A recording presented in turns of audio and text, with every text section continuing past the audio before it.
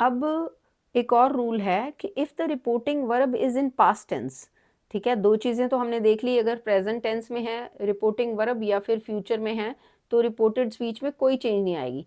तो अगर ये रिपोर्टिंग वर्ब जो है वो पास्ट में है, ठीक है, तो इसमें चेंजेस आएंगी। और कैसी चेंजेस आएंगी वो भी आपको लर्न करने हैं रूल्स, ठीक है। तो ये देखो, रिपोर्टिंग वर्ब में बी इन एनी टेंस, ठीक है, रिपोर्टिंग वर्ब किसी भी टेंस में हो सकता है। और अब first person according to subject होगा, second person according to object होगा, और थर्ड पर्सन में नो चेंज होगी।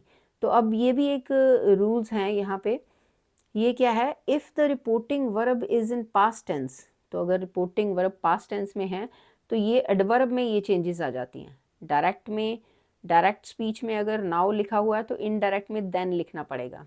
तो अगर डायरेक्ट में हेयर है तो इनडायरेक्ट में देयर, डायरेक्ट में आफ्टर है, इनडायरेक्ट में बिफोर, डायरेक्ट में टुडे है, इनडायरेक्ट में दैट डे, डायरेक्ट में येस्टरडे है तो इनडायरेक्ट स्पीच में द प्रीवियस डे आ जाएगा। दीज का दोज बन जाता है, टुमारो का नेक्स्ट डे बन जाता है, लास्ट वीक का प्रीवियस वीक, दिस का दैट। सिमिलरली एडजेक्टिव में भी ऐसे ही होता है, दिस का दैट और दीज का दोज।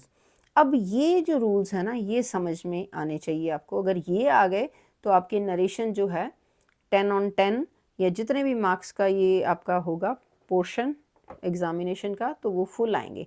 तो अब यहाँ पे आप रूल्स अच्छे से समझो, ठीक है। अगर तो रिपोर्टिंग वर्ब प्रेजेंट में है, ठीक है, या फ्यूचर में है, तो रिपोर्टिंग स्पीच कोई भी टेंस में होगी तो कोई चेंज नहीं आएगी।